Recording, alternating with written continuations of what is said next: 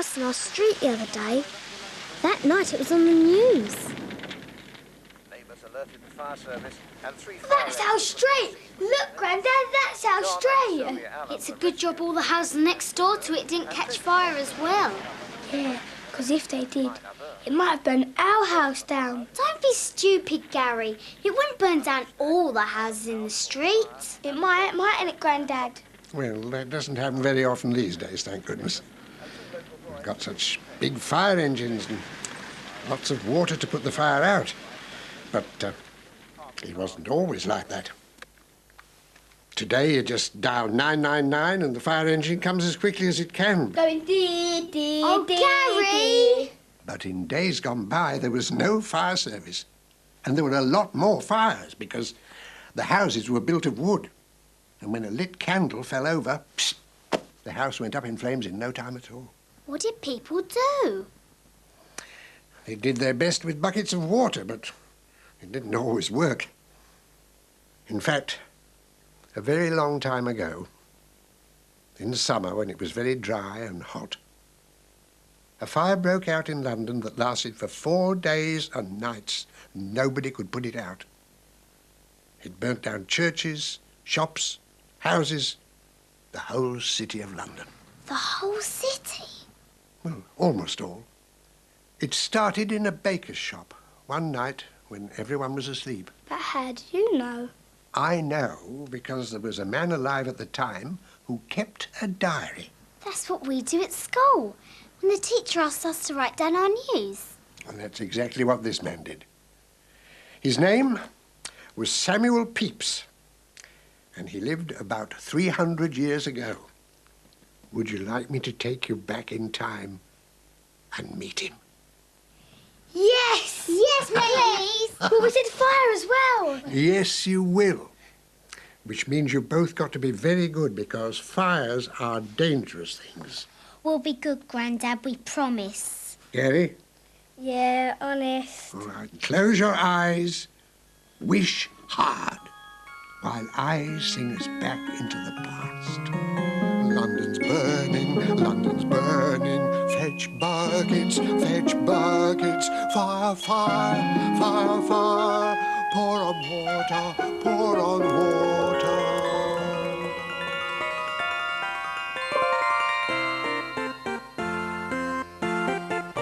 Is that him? That's him.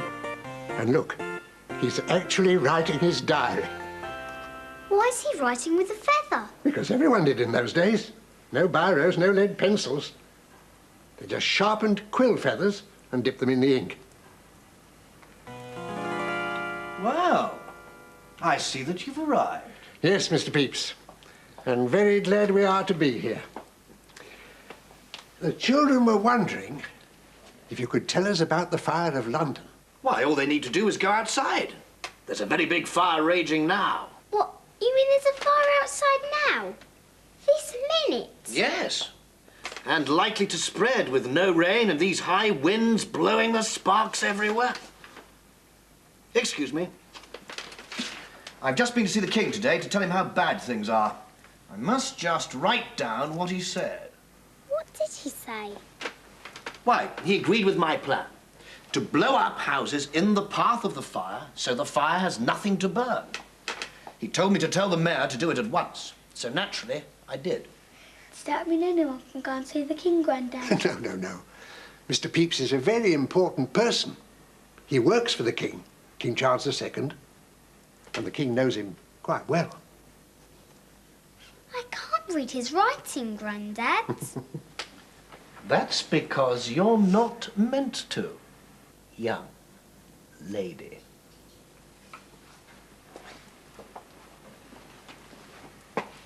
What's he mean, Grandad? He means his diary's secret.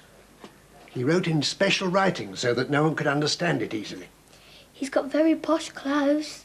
Oh, yes. He's very keen on his clothes. Spent a lot of money on them. And why has he got long hair? Why, 'tis the fashion.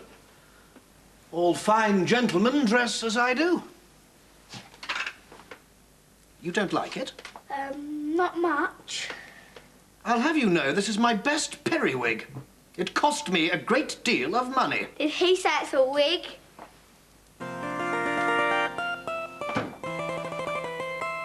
Wig.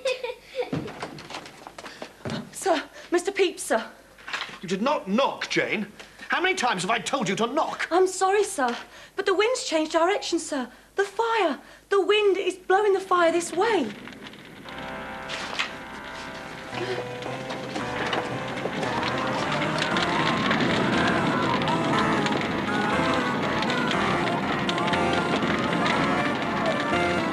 Right. No time to waste. We must pack up the house. We must get everything into carts. But there's not a cart to be had, sir. Nonsense. There's always a cart to be had if you pay enough money. These books here, these must be saved. Get the paintings down, pack up the bedclothes. Not you. You can come into the garden and help my servant boy dig a pit. Come, come, follow.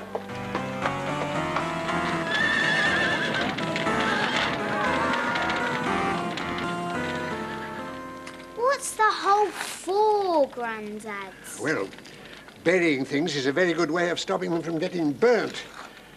I suppose he's going to bury something very important here. I expect it's money or jewels. Well, we shall just have to see. Wine's to go in the pit, Tom. Yes, ma'am. Have you brought that cheese out, Jane? Oh, not yet, sir. I've been loading the bedclothes on the cart, sir. Go and get it quick. Important papers. Oh, Does he mean his diary? maybe it might mean something to do with his work. The cheese, sir. Oh, my parmesan. I wrapped it in canvas, sir. I hope that keeps the worms from it.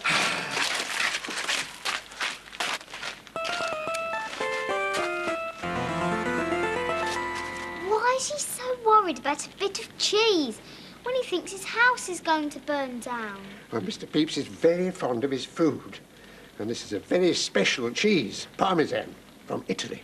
It costs a lot of money. Even so. My dear young woman, there is nothing I can do to save my house. But I can save my papers, my wine, and my cheese. One day this fire will be over. It will be history. And when it is, I will be very pleased to come back here and dig them up. Grandad, I think Gary's gone off on his own. Well, he hasn't, has he? Oh, that's done it. What shall I tell you, Mum, if we have to go back to the present without him? I don't suppose he's gone far. My cloak, Jane! Come, let's go look for him.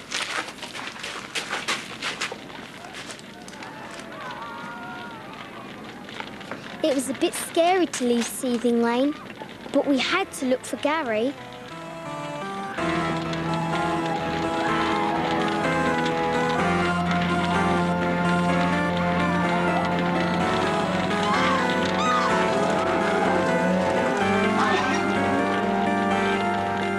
We couldn't find Gary anywhere. Grandad was getting really worried, and so was I. Mr. Pepys took us back to his house, just in case Gary had gone back there. It's not dead. I can feel its heart beating. Gary! Gary, where have you got to? The fright you gave us all. Where have you been? I went out to look at the fire with Tom. You should have had more sense, taking a child into danger. And what about my books? You're trying to tell me you finished packing? You are a lazy young scoundrel. Get out of my sight. It wasn't his fault. He came with me to rescue this bird. It's a pigeon. Yes, there are many such. They stay too long in the burning buildings, and then their feathers are singed, and they cannot fly. Poor pigeon. Poor people. It's not only birds that are dying in this fire. It's not dead. No, but it soon will be. It cannot fly. Why don't you build a nest for it in that corner, Gary? But a cat may get it there. The cats have long since run away. Well, we can't take it into the present. I don't want to leave it. Here, young master, I'll take care of it. You'd best be going. It's a safe place for any of us. She's right, you know. Take my hands and pray that the poor people survive this terrible fire. Come along. Goodbye, Mr. Pepys. Bye, Jane. Bye, Tom.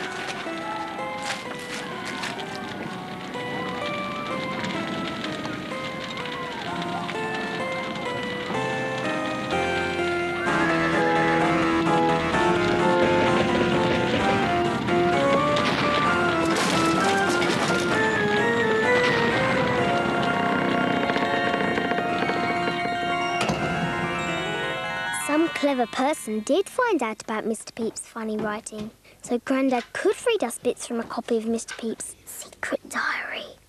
So he really did go and talk to the king. And he really did go back after his house had burned down and dig up his trees. Oh, I don't know about that. But his house wasn't burnt down. No. The fire stopped at the end of the street. But of course Mr. Pepys didn't know that was going to happen. No, he left Seething Lane and spent the last night of the fire at his friend's house. And poor old Mr. Pepys, who hadn't even got a nightshirt, had to spend the night in his drawers. His drawers? His underpants. I wish I could see that. Well, that might be managed. Just for a minute.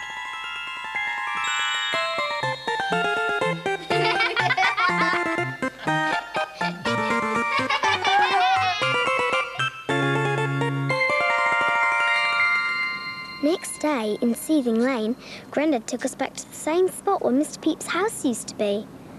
Well, we helped him bury his cheese. Here we are. This is the place. It doesn't look like the same place at all. No, it doesn't. But that's because things change all the time. After London was burnt down, it was rebuilt, of course, and it's been rebuilt quite a few times since.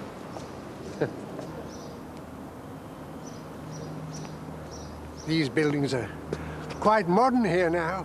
One day they'll be old, though. That's right, they will. And we'll be history. And people will wonder what life was like for us. I wonder where we dug the hole. It's hard to say, it's all so different. I still think it was a funny thing to do, to save the cheese. Well, everyone thinks different things are important, I suppose. What would you try to save if you thought your house was going to burn down? I don't know. I have to think about that. Samuel Pepys saw the great fire of London, wrote it down in his diary,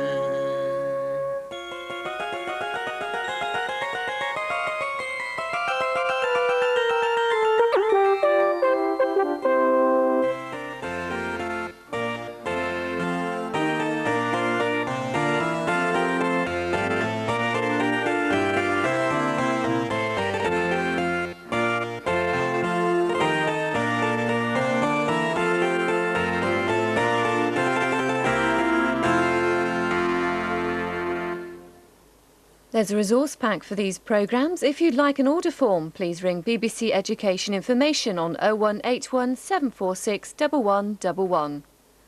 Next week at 10:30 here on BBC Two, we learn about the environment with Watch.